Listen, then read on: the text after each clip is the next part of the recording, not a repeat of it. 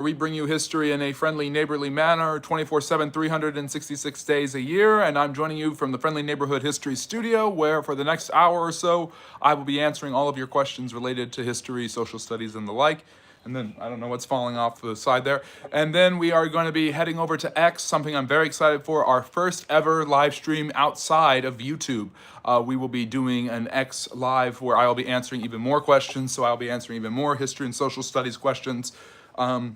Giving you 2 hours today, one here on YouTube, and then join us a little after 7 p.m. Eastern, and we are going to be doing our live stream on X. So we've got 2 live streams for you today. I'm not wearing my usual smoking jacket because of weather concerns. There's a big heat wave in the United States right now, really, really bad. And so because of that, I am just in a little bit more button down routine, short sleeves instead of long sleeves, and those jackets are really heavy. So we've got... Yeah, and so we've got an hour of live streaming here and then an hour of streaming over on X that I really hope you can join us for, that I'm really looking forward to and excited for. That'll be an hour of me answering your questions related to history and social studies on YouTube, and then an hour of me doing the same on Twitter or on X, so I'm really, really looking forward to that. This is the Friendly Neighborhood History channel, where we bring you history in a friendly, neighborly manner. And if you haven't liked and subscribed yet, may I suggest please doing so if you like the vibes or the history or the social studies or any of that. We've got my wonderful moderators, Harry and Hars, in the chat. Gaiahan, great to see you as always. And yeah, so for the next hour or so, I'll be answering all of your questions about history.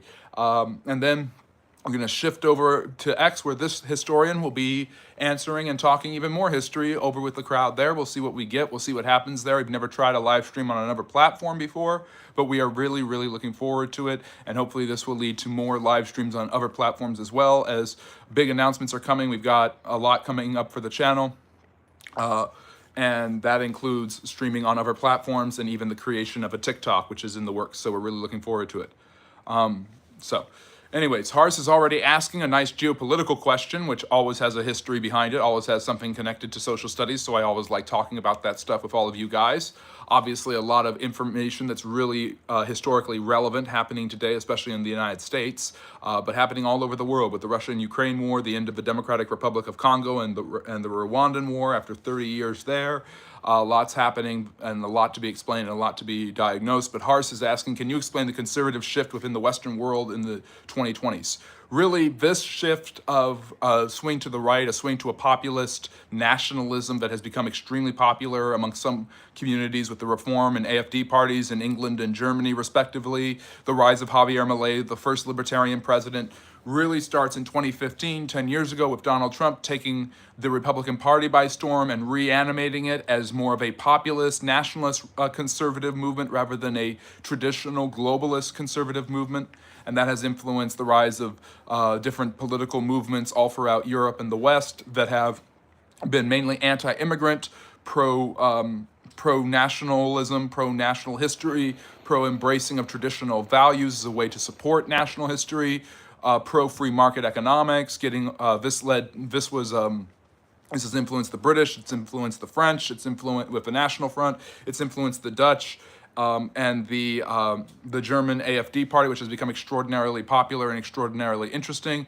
And then it has also influenced the rise of the first libertarian president in history, Javier Milei, who was elected to be president of Argentina. The first major sign of this happening was with Brexit in the summer of 2016, where the British decided to leave the EU, distancing themselves from obligations due to immigrants and due paying that the European Union had put on them, and created a new way of thinking in Britain. It has never actually been exercised right, and has eventually led the Conservative Party to fall out of favor in many ways, giving rise to the Reform Party as a stronger right-wing party in Britain today. Nigel Farage and that movement, which is basically all about getting away from Europe, all about British sovereignty, all about anti-immigration, and that obviously was influential in the MAGA movement as well, which surprisingly saw Donald Trump win in 2016 and then come back from the January 6th scandal around the Capitol riot to be reelected president in 2024.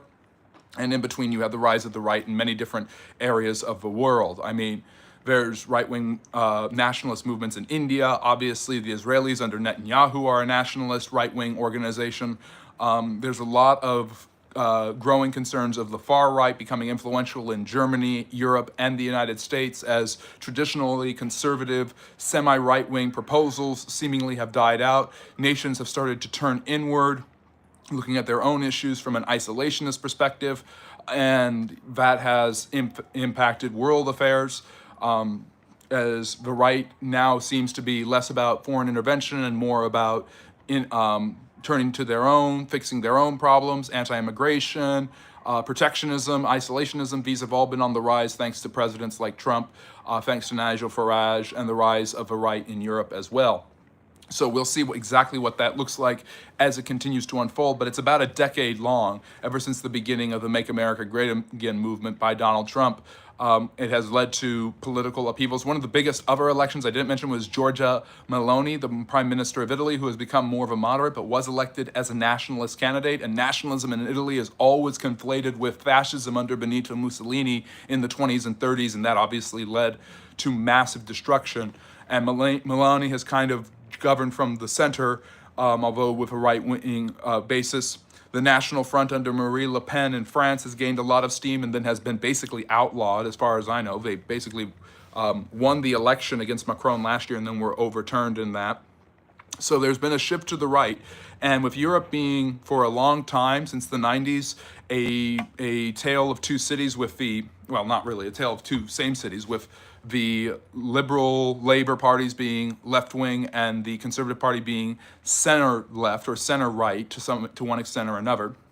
The rise of a strong, hardcore right wing is in reaction to the failures of their center-right parties and the glories of the embrace of socialism by left-wing politics. So there's that. Yeah. Let me see here. Let me see. So that's a basic answer of that question. Good question, Hars. Let me go back to Harry Gaiahan was asking, what did babies, young toddlers eat before industrialization? They didn't give Gerber. Well, I mean, mother's milk, things like that, mashing up food. It just wasn't as much of an industry as it is now. The liberal order, 1997-2010, messed it up, and the conservatives make themselves look good. Basically. But I would say the old conservatism in Europe is dead.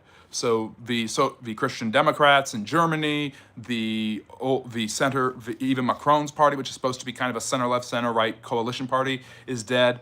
And the rise of hard-right parties like the AfD and the National Front and the Reform Party are implications of that. I mean, Britain is about to become a coalition government rather than a two-party system like it's been for a long time, with the Liberals kind of being a distant third. So anyways, but yes, good questions from both of you. Let me see here. What are your thoughts on the socialist named Zoran Mamdani in New York City? Echo is running for mayor who wants social workers to replace police in city-run grocery stores like the 1970s Bronx. So I find it an interesting development. I think he'd be the first Muslim mayor of a major U.S. city. He indicates the high rise in Muslims. I mean, the Muslim population in the United States has more than tripled since the 1990s. And Islam in the United States and much of the West is nothing like it is in the Middle East. You have more radical fundamentalist forms of Islam predominant in areas like Saudi Arabia, Syria, and Iran, as opposed to the United States, Great Britain, and Canada, where Muslims tend to be a minority and tend to be a little bit more moderate. Obviously, a Muslim advocating LGBTQIA plus revolutions and the defunding of the police is a far cry from the Islamic Republic of Iran. So it's absolutely shocking to see American politicians and political figures and pundits saying that he's a radical Muslim jihadist when there's really no evidence of that. The guy obviously has a lot of anti-Israel sentiments that has made a lot of people uncomfortable and has exposed a rise of a kind of a new left that has become popular. Democratic socialism has become popular in the last few years as well, as young people have seemingly embraced that. So I don't know what to make. I think that the criticisms of him because he's a Muslim, the demands that non-citizens not be allowed to hold office are absolutely absurd. I think the man has every right to hold office if he's elected, and people wanting to revoke his citizenship are just stupid. He has every right to become the mayor of New York City if he's elected the mayor of New York City. I actually don't think he's going to be elected the mayor of New York City. I think a coalition will form around either Adams or Cuomo, and he will be defeated. But it's an interesting development. There's historical implications here that would be quite interesting if he's elected. And it's one of those things where I think we put way too much, in America, we put way too much emphasis on our executives. Whereas a mayor does everything, a president does everything, a governor does everything. Not necessarily true. So I think it's ridiculous that I think it's ridiculous the condemnations of him just because he's a Muslim or just because there's fear that he's a jihadist. And I think that people have every right to be critical of his politics and and democratic socialism and why those things they think don't work for whatever reason. Therein comes the economic and political debate. But condemning Zoran Mamdani, I'm sorry, for being a Muslim is silly. So yes, Oxygen, great to see you. He Black, great to see you. And Evan, you are here as well. Thank you and welcome to the Friendly Neighborhood History Channel. Yes. No Who Hefner robe, history Hefner robe. It's too hot. There's too much of a heat wave right now. Yes. Yes. Thank you, Evan, for joining us and being rude. George, good to see you. Georgia Maloney is so beautiful. I would marry her despite our age gap. I don't want to know your age gap, but yeah. A lot of people really like her. Yes, France is interesting in the way they elect their leaders. Human, hello. I'm trying to catch up. Welcome to the Friendly Neighborhood History Channel. And all the people in the center and on the left did a lot of tactical voting to stop the national rally winning, pretty much. Sup. Do you think that we will ever evolve to be able to breathe underwater? I don't think human beings really need it. Evolution is predicated on what human beings need. And if human beings really evolved from going from sea creatures to land creatures, why would they re-evolve? It's almost like a devolution at that point. It doesn't make any sense. I don't like Mandami, and he isn't a real Muslim. He is very liberal. In fact, he is backing himself out of the door. And his wife dresses like she isn't Muslim at all. So I don't know why he calls himself Muslim. That's the exact point. This guy is not a radical. He's a socialist Muslim and trying to harmonize two usually very opposed viewpoints. But Islam talks a lot about social justice, taking care of the poor, providing for those people. Sadaqah is one of the 5 pillars of Islam. So it is understandable that the left would try to harmonize in some ways with Islam. We've seen this in history before. During the Iranian Revolution of the 70s, leftist movements attacking the right-wing government of the Shah married with radical Muslims, helped overthrow the government. Then the radical Muslims outlawed anyone who wasn't any political party that was not part of the Islamic Republic. And that has led to a lot of dictatorial authoritarian regime in Iran to this day. Amazon. I do love Chester A. Arthur. I mean, he got Louis Stanley from Tiffany to basically revamp the White House, and he wouldn't live in the White House until it was properly refurbished and spent a bunch of money to make it look pretty, basically.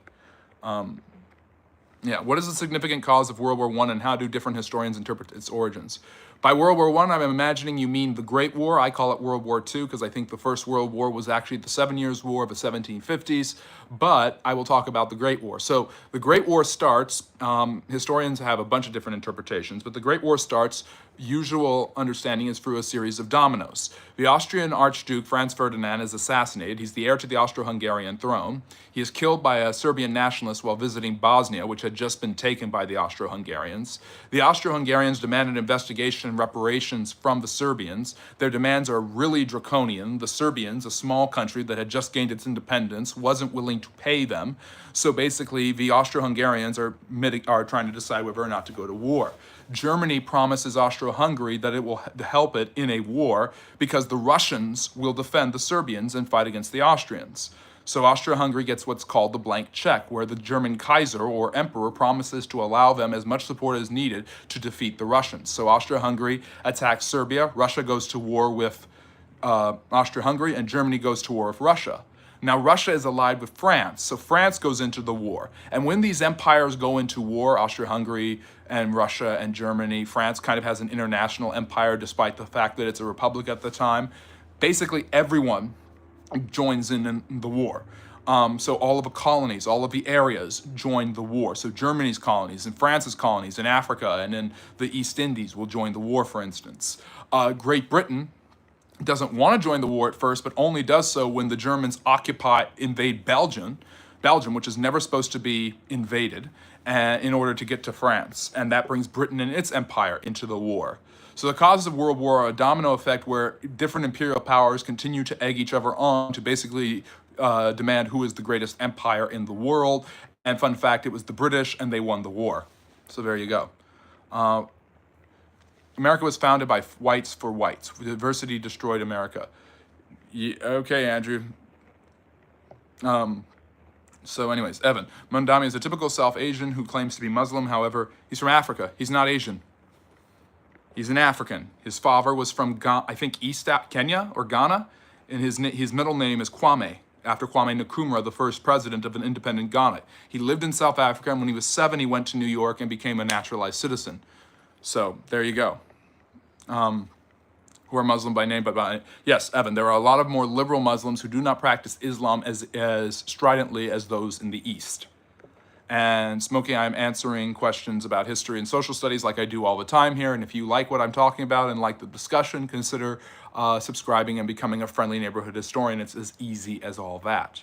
Tony, hello. You must be very busy, but thank you for joining us from India. I'm pretty sure I can guess your second identity. Yeah, Harry, democratic socialism is different than all of those things. It's a socialism that takes power through election rather than conquest. Why are people being racist about the New York running? Should the U.S. ban dual citizens from holding office? These are all good questions that are related exactly to the Mandami question. There's nothing wrong constitutionally or legally with a non-citizen, with a citizen who was originally an immigrant holding office. This has happened in American history for centuries. If you consider it, the founding fathers all held elected office and they were born British subjects. Up till the 9th president, William Henry Harrison, were not citizens when they were born. They were naturalized when the United States gained its independence. There's nothing wrong about that. It's people being either afraid and or racist. A lot of people are worried about Mandami either because he's a Muslim who has sympathies towards the Intifada, which is a violent movement against Jews and others, or they have fears about the socialism and perhaps even communism, and that has led a lot of people to want to throw Mamdani out because they're afraid of what he can do if he becomes the mayor of New York. He is not the mayor of New York right now. Eric Adams is. If Mamdani has won the Democratic nomination for a city that is overwhelmingly Democratic, so the expectation is that he wins. But he's in a 4-man race with Andrew Cuomo, the former governor, the disgraced former governor, Adams, the corrupt mayor, and a crazy Republican who doesn't know what the heck he's talking about. I've been reading a lot about this. Mamdani is the most likable of the 4 of them, if I'm being completely honest. So we'll see exactly what happens, but there's no reason for the United States to ban someone who's a dual citizen or from a foreign country from being in their offices. Nothing at all. What are your thoughts on how the United States can stop their growing debt and gain the money to pay it back? Any specific plans you have in mind? This is a huge problem. The United States used to sell off public land. Jefferson and Jackson did this to pay it off, and it looks like that's what they're doing with the Big Beautiful Bill or Big Ugly Bill, depending on your perspective. Cut spending, raising taxes, selling off public land, cutting interest rates, things like that. Tariffs is another option that's been floated around. That's why Trump is doing the tariffs. It's not just so that he can punish other countries, but he can bring in revenue that can pay down taxes while he continues to cut other taxes, like extending that child health care, child credit, and getting rid of the taxes on tips. So, Riggs, hello, hope you're still here. I think that's the same with a lot of Christians. Not a lot of people follow religion well. It's true. Some people are just religious because that's how they've been for centuries, and it doesn't mean much to them, or it means little. So yeah. Sorry, Magic. I'm just trying to answer all of the questions. I've got a lot on my mind, and a lot of people asking good questions. So, Ria, good to see you. How are they not correct? The reason the government borrows money is because it spends more than it has. So either it has to spend less or make more. Yes, but that's a false dichotomy. Isn't Belgium invaded basically every time war breaks out? Belgium was created as a buffer zone between, it was originally the Austrian Netherlands. It was created as a buffer zone between, it's the old county of Flanders, as a buffer zone between France and Germany so that they wouldn't fight a war. This was done after the Napoleonic Wars. It was a buffer zone between the two. Yeah, let me see here. Mamdani is an Indian who was born in Africa. He is not black, but ethnicity he is an Indian by ethnicity, just to clear that up. Yes, the same way that Barack Obama is an American, even though his father was from Kenya. He was born in the United States. I'm saying that Mamdani is from Africa. There's nothing incorrect about that. Let me see here. How did we win the primary? What primary? I don't like Mamdani. He seems very fake and Surface level, nice. I don't like when brown people become successful, they become very corrupt. I hope he doesn't become mayor. And that's racism. Let me see here. Basically, yeah, let me see, going through the chat. You know Mandami has already won the Democratic primary nominee. Is going up against independent Adams and Swilwa. Yes. Let me see.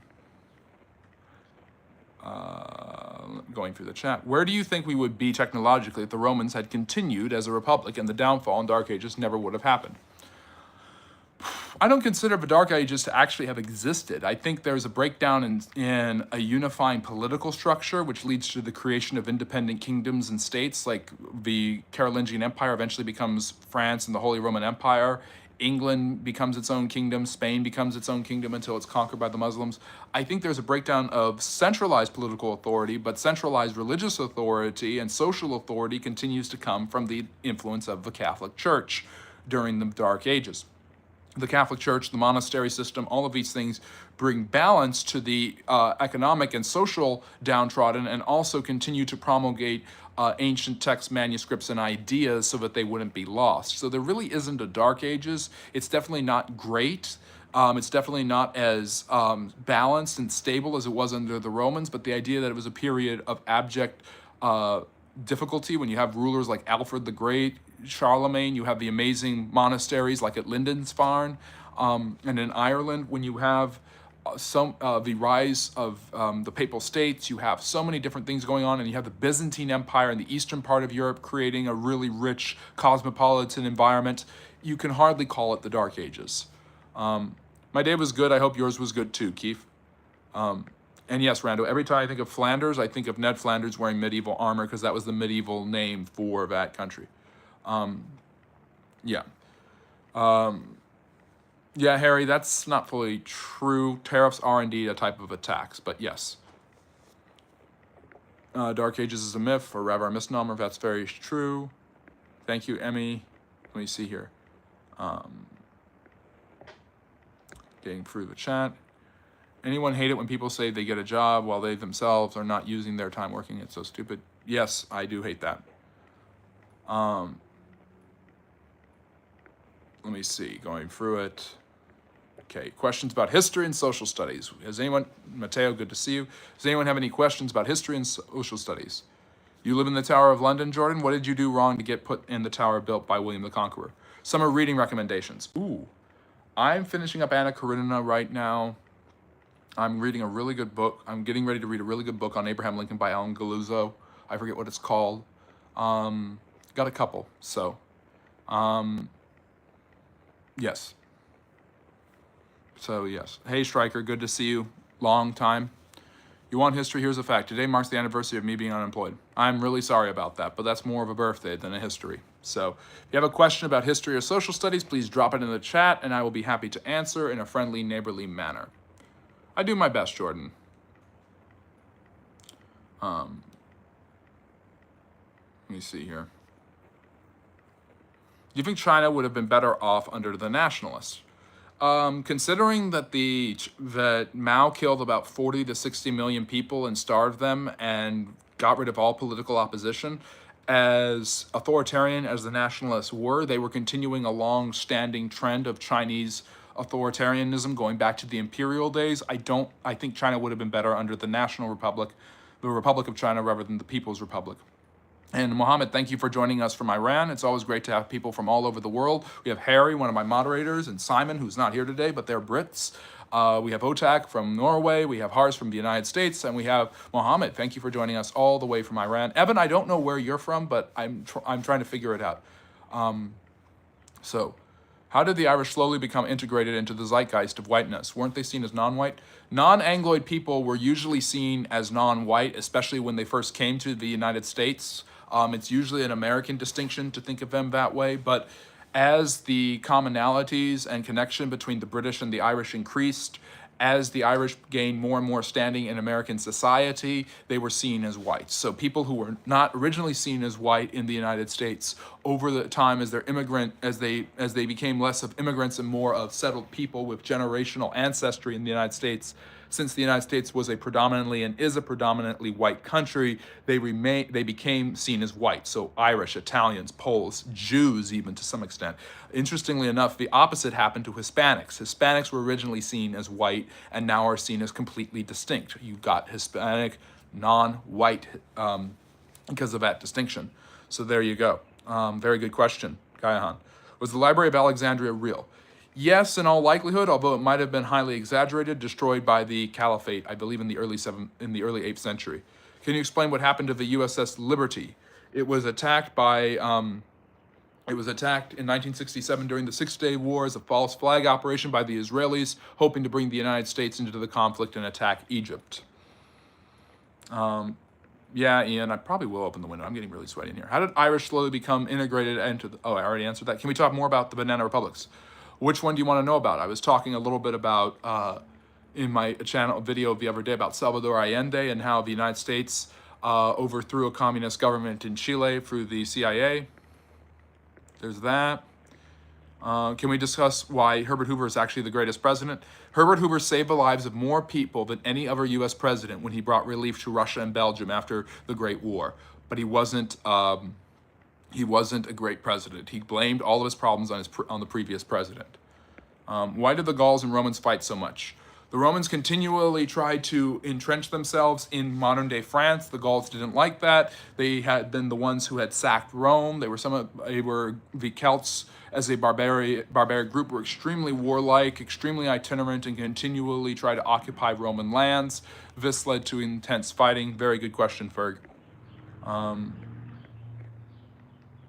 Yeah, unknown. You would try, and then you would fail. Asking serious questions seriously, why were the Jews kicked out of 110 countries? I would have to go down and itemize every single one. Most of the time, Jews were kicked out of countries like England, France, areas like that, is because of basically scapegoating, being blamed for different problems. They've been kicked after the Arab-Israeli War in 1948. Many of the Jews in Syria and Egypt and Jordan were exiled and expelled. Jews have been expelled from different countries, usually for anti-Semitic reasons, although I am not opposed to saying that it's beyond just that. So, but yes, good question, Gaihan. I can't say it for every single country. Where was the Ishtar Gate? Who built it? And what other structures did this king create around the city? Where is the gate now? Is Ishtar on the gate? And how is she represented? Ishtar is the goddess of fertility for the ancient Sumerian and Babylonian peoples. I believe it was built by Nebuchadnezzar the Great. I don't know exactly where it was. It was blue, supposedly it was blue with very tall towers and turrets with gold and bronze inlaid reliefs, low reliefs that were kind of almost like they were painted onto the gates, and they had it of lions and different important Babylonian gods, goddesses, and warriors and animals. So, yeah, let me see here. Can you do a lecture on the Roaring Twenties next Sunday, or even a video? I've done a lecture on the Roaring Twenties before. I could do a video on it, though. That's something I should do a video on. My video today won't be coming out until later tonight because we've got the live stream on X. So when we're done here at just after 7, we're going to jump over to X, where I will be live streaming for the first time, doing another hour of Q&A. So if you don't get all your questions answered, join us on X or Twitter, and follow the Friendly Neighborhood History channel there. But also you can join us and get your questions answered on that live stream. It's my first time living outside of the YouTube channel. Next week, we're going to set up a TikTok. A lot's happening here, so I'm really excited for that. And then later I'm doing a video, and it's going to be an analysis. I'm going to be reading the Substack article I just wrote. You can follow me on Substack. Hars, can you put the social medias, the Substack, and the Patreon in the chat, please? But yes, basically on the Substack, I talk about the 14th Amendment, as Harry has read it and can tell you. And so I'm going to be reading that with visuals in the background, basically giving a full explanation of what happened today and what the relevance is to what the 14th Amendment actually is and how it works. So I figured I will just read that article. I've got my script there, and I can also explicate the different facts and information surrounding the very controversial ideas surrounding that amendment to the Constitution. Was Troy and the Battle of Troy real or fictional? So Troy was an ancient Turkish city that was destroyed by the Greeks, probably the Mycenaeans, in the late 12th century, and then it's highly fictionalized in the accounts of Homer, who obviously added religious divinations to it, but it is one of the earliest examples of historical fiction that we have. It's very fascinating. Thank you for joining us from Ukraine. We've got people from Ukraine. Great to see it. I have an air alarm right now. Would you say Washington's something? I need a gun for self-defense. I don't know what the gun laws are in Ukraine. I would say that I would hope everyone has what they need to properly defend themselves, especially in a situation as dangerous as it is right now in Ukraine. And Vlad, my thoughts and prayers are with you guys, and we're hoping for an end to this war as things kind of simmer down in the Middle East right now after being boiling hot last week or the beginning of this week even. Let's hope that that's the same for Ukraine and Russia. I'm a peace guy. I'm a huge fan of peace, and I was really excited to hear that there might be a ceasefire in Gaza. That sounds really good to me right now. Name of my channel said hi, hello to you as well. Let me see here. Can I ask how you have learned so much history? Are you a historian? I am a historian. I have a master's in history, my bachelor's in history. I teach history. And of course, here on the Friendly Neighborhood History channel, I bring it in a friendly, neighborly manner, 24/7, 365 or 366, like I always say. I've been studying history basically all of my life. It's my greatest passion. And thanks to you guys, I get to broadcast it to a bunch of people all over the world. So that's what we do here. Why did Russia decide to try to take Ukraine now instead of in the past? Boy, do I have a story for you, Evan. Russia has controlled Ukraine at several different times during its history. You could argue that Ukraine, although a socialist republic and kind of a satellite state of the Soviet Union, was really controlled by the Russian Soviet Republic. It was part of the Soviet Union technically. The Russians have controlled it since the 1600s. The Kievan Rus are the origins of both the Ukrainian and Russian peoples. That dates back to the 10th and 9th centuries. I have an entire series on the and a series I've been working on about Russian history. These are all shorts. Go check that out. But basically, Ukraine has been part of Russia on and off throughout the centuries. And in fact, in 1657, the Russians took it and didn't give it up until, you could argue, 1991. What would you say are the primary differences between historical imperialism and later European colonialism? Interesting question. I say that the biggest difference, Kinzan, is European imperialism used technology to its beneficence. Really, European imperialism would be impossible without the inventions of the Industrial Revolution, except in the case of Spain and Portugal, and Britain to some extent.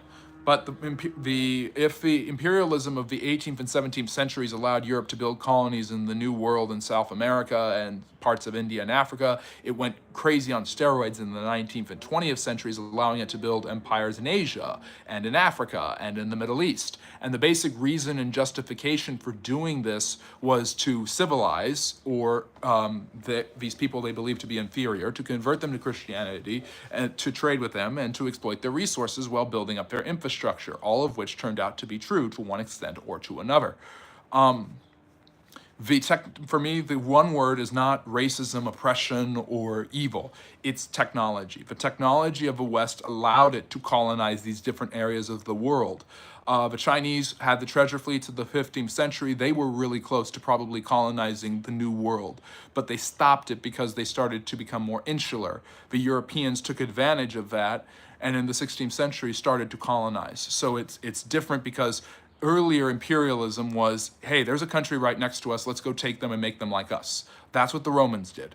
The Europeans did it through, hey, we have a technology to sell to Africa. We've been trading with them for a long time. Why don't we just go in there and take all of their resources? So that's kind of how it works. Why is the myth of sub-Saharan Africa that the people have never invented anything ever and have never developed language systems when the artifacts held in Europe demonstrate otherwise?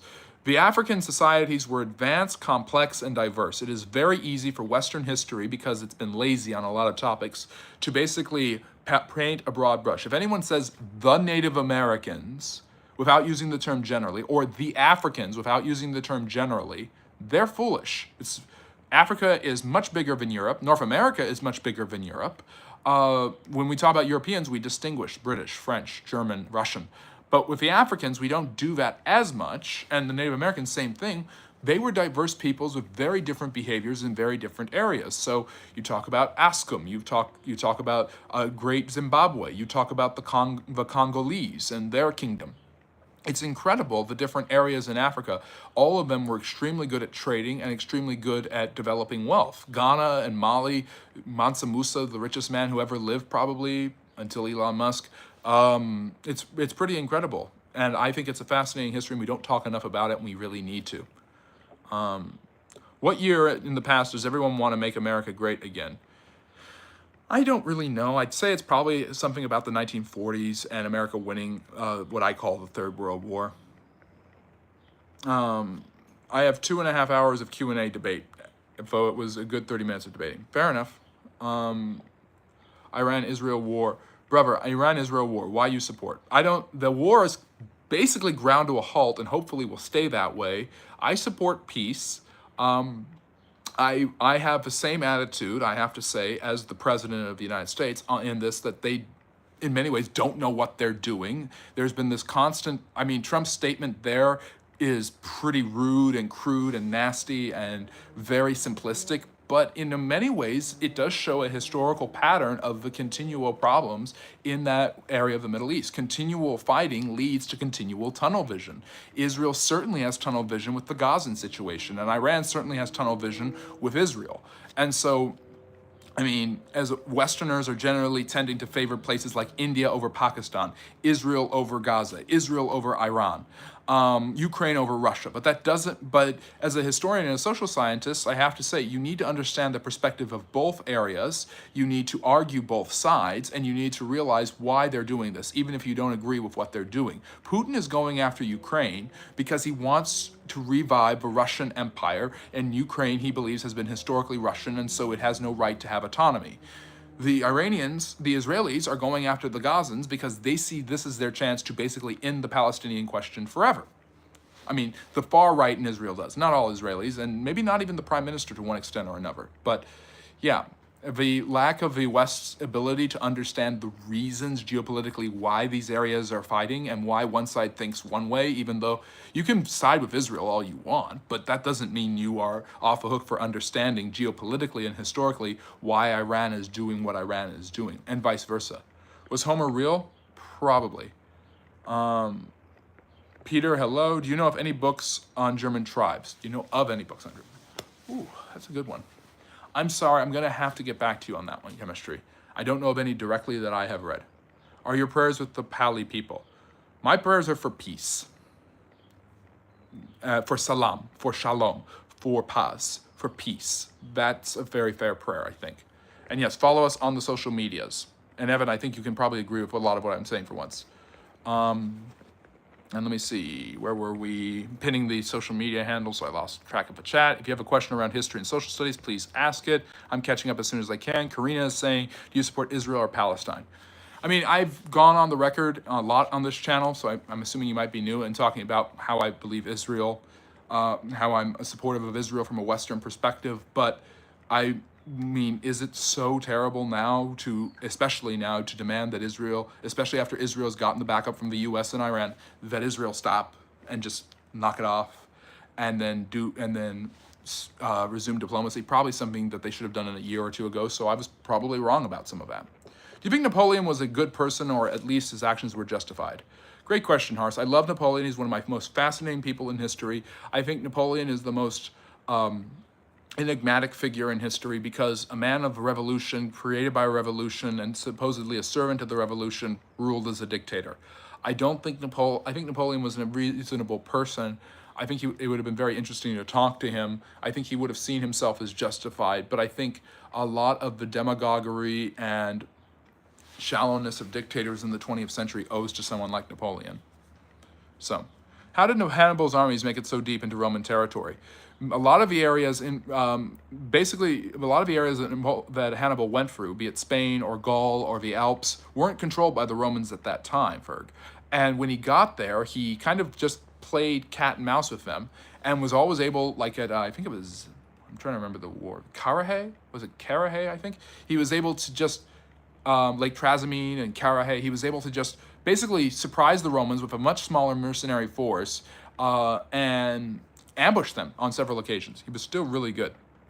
So, I think I have asked this before, but I have forgotten what your answer was. What is the difference between a historian and a history fanatic? Great question. So, a historian is someone who studies history. A history fanatic, and usually technically it means somebody who is a professional. A history fanatic is somebody who who is crazy about history, and a historian really gets into the science of interpretation, like I'm doing now, talking about geopolitical concerns, historical applications, things like that. Whereas a history fanatic loves the way history is just facts. So they're probably someone who can just spew facts. Like, I can spew facts about the Civil War all day, unlike the President of the United States. But I can also explain what it means. And I think that's what distinguishes a history fanatic from a historian. There's nothing wrong with being a history fanatic. I just think a historian is a tier above. And I know, Harry, you can certainly do that, and most of you can. And if you're studying and enjoying history, you're a historian. So that's why I always say becoming a friendly neighborhood historian is as easy as liking and subscribing, because it's you getting involved in the process of history, asking questions, stuff like that. And I've been a teacher. Some of you are wallflowers, and some of you like to sit by and just listen and enjoy the vibes. And I'm here for that, and I love that, and I bless that. But if you're here to ask questions and learn about social studies, I'm willing to engage with you and sometimes even debate with you, as you and I have gone back and forth on many different occasions. So that's, for me, the difference between a historian and a history fanatic. And that was so good, I've decided to save that. I know Russia has had control of Ukraine, but I find it hard to believe that they didn't keep consistent control of the region, considering their military power. The West, after the fall of the Soviet Union, basically impressed upon about Eastern Europe self-determination, and the Ukrainians decided to become their own country. Thank you, Maro Queasy? I'm sorry, I can't read your name. Yes, I am a teacher. Based on current knowledge, what resources, tools, and skills did the Egyptians have? What material evidence do we have today that the best provides us the ancient Egyptians built the pyramids? You're going back about 5,000 years in history, Brees, and by the way, great questions. The Egyptians had access to quarries and stone. Obviously, the Nile was their big thing. That's why they were the huge breadbasket. They used reeds along the Nile to create papyrus, which is how they wrote. It was the first rudimentary paper, basically, before paper. The Chinese developed paper later on.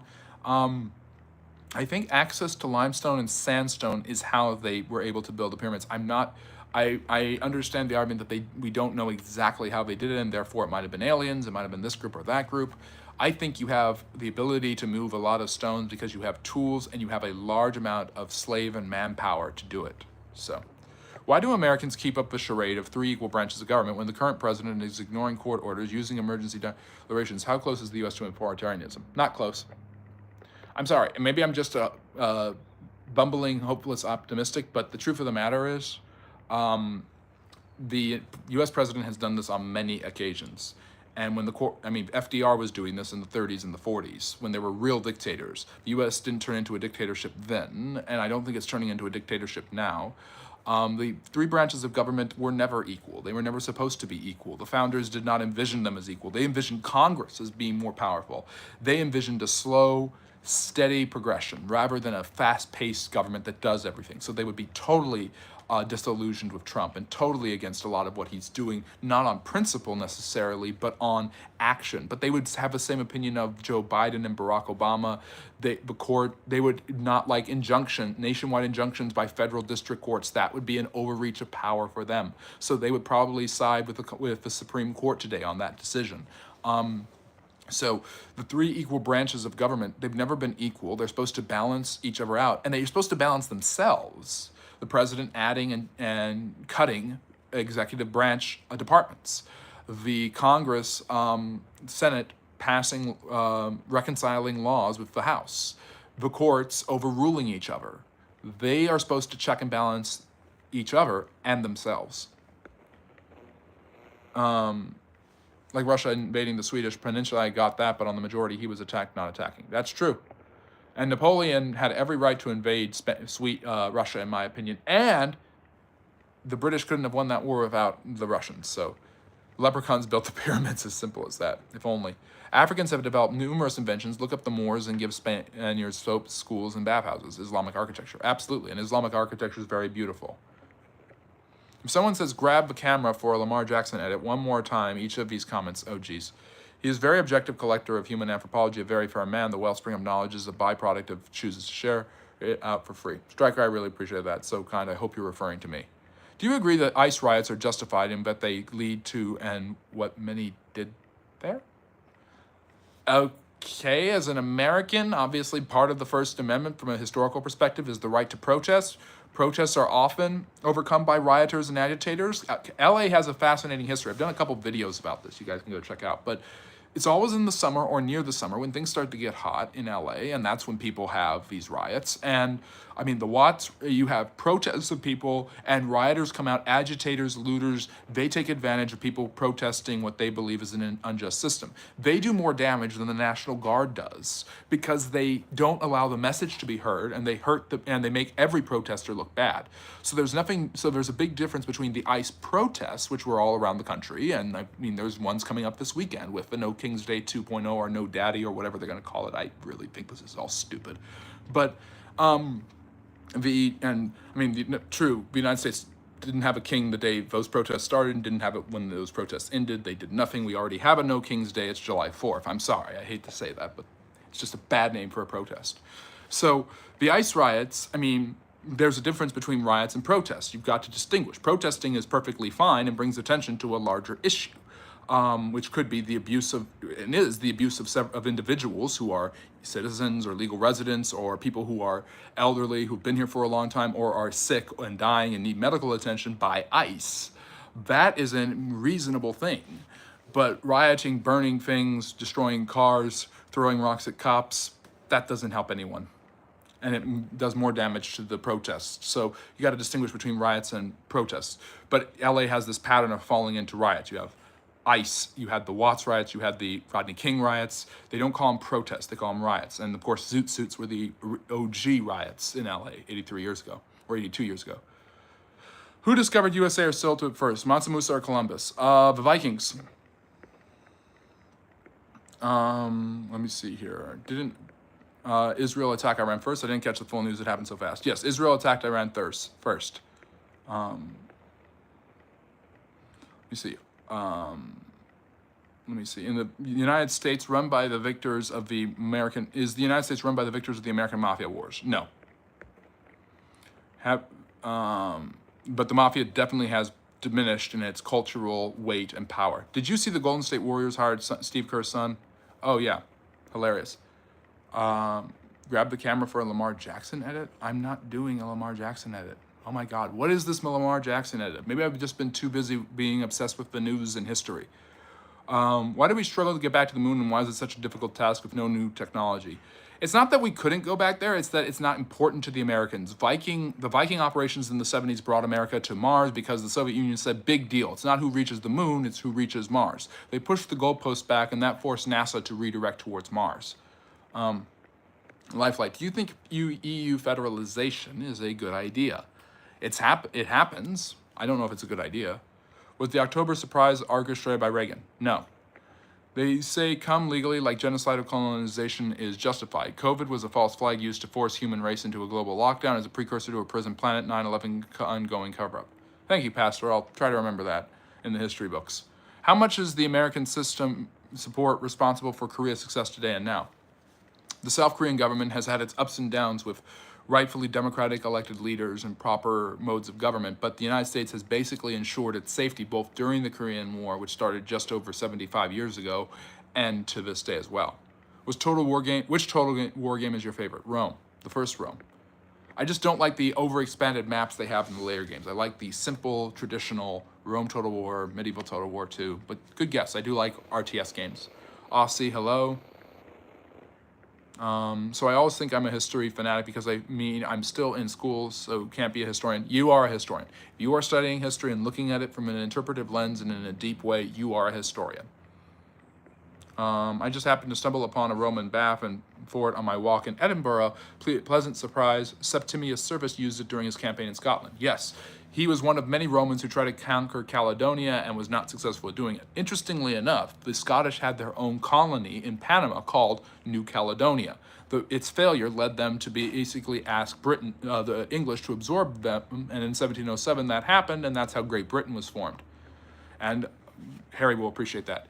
England is the largest entity in the British Isles. Then you have Wales. Then you have Scotland. That's Great Britain. Then you have the Isle of Man, the Isle of Wight, and Ulster and Northern Ireland. That is the UK. There you go. Let me see here. What would you call high school? What we call secondary? Secondary school? Yeah, that's a common one. Yes, but most of the time the Supreme Court agreed with FDR, like when he wrongly put loads of Japanese people in camps, the Supreme Court upheld that somehow. Yes, that was crazy. And the Supreme Court largely agrees with Trump. So there's parallels between FDR and Trump, to be sure. You look like the main actor from The Expanse. I might be tripping, but I'm pretty sure I'm right. I hope he's good looking. I don't. By the way, I still don't understand how FDR is considered a good president. He was awful, well, not awful, but near. Yes, he's highly overrated. And if you want to learn why I think FDR is overrated, go check out my video on the presidential tier rankings. I'm sure you've seen it, Harry, but just letting everyone else know.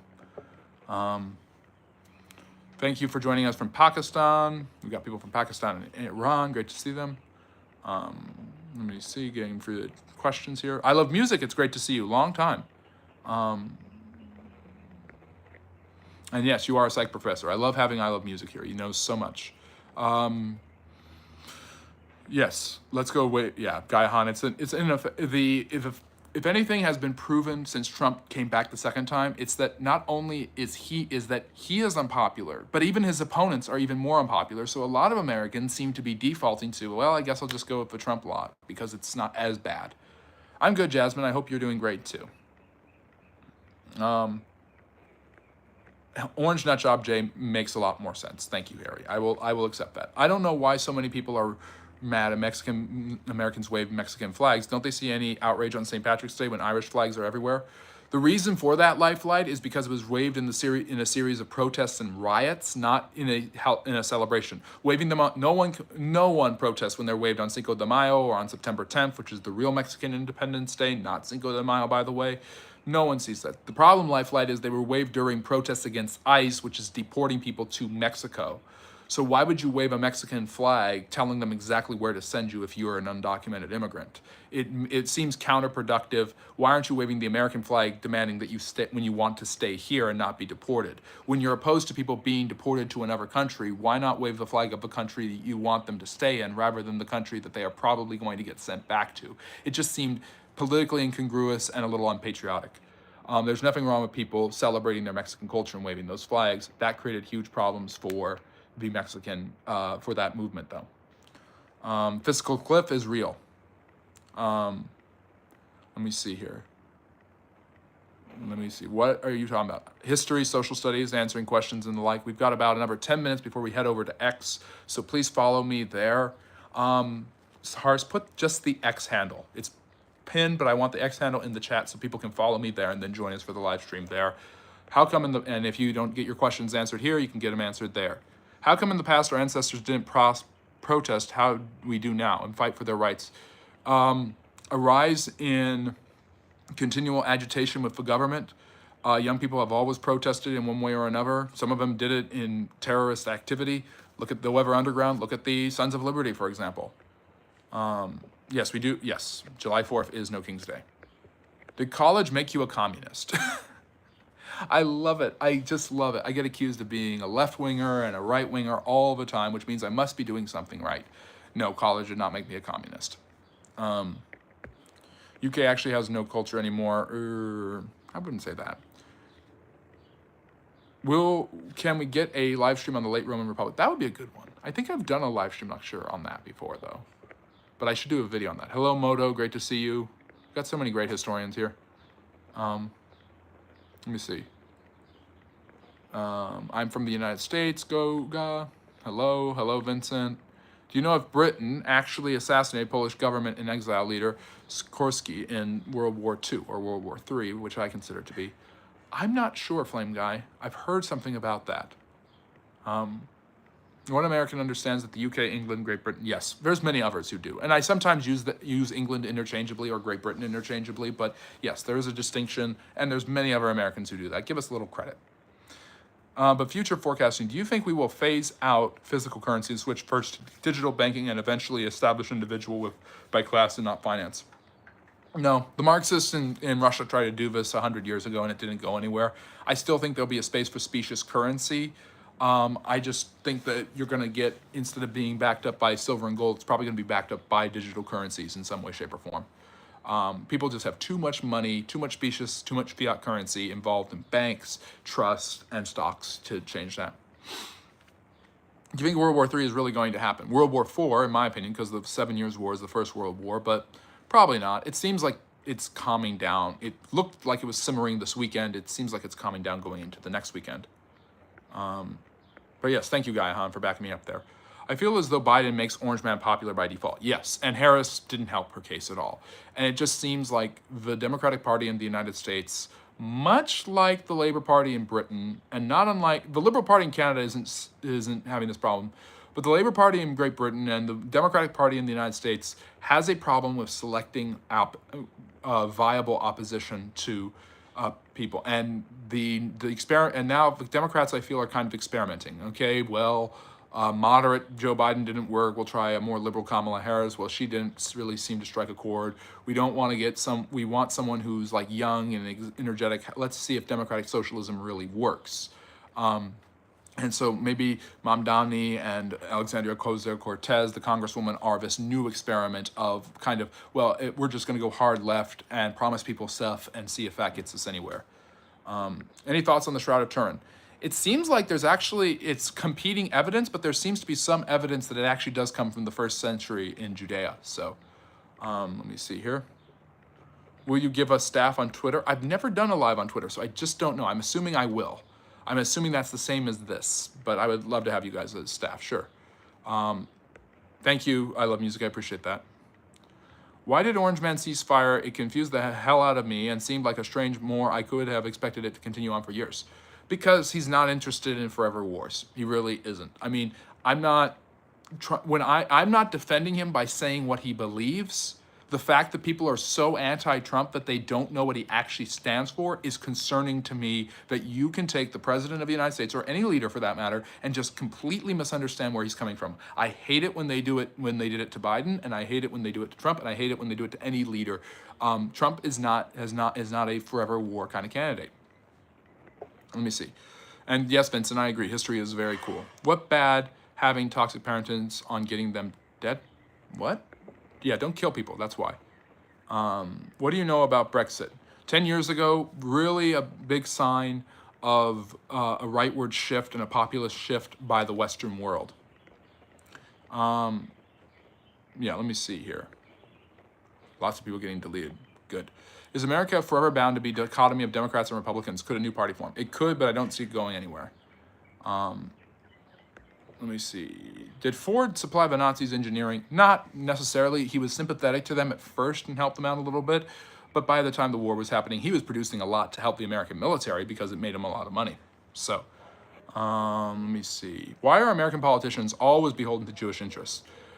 I would say that used to be the case. I see that declining, and I think there's definitely some nuance to be added there. Not every American president does exactly what Israel wants all the time.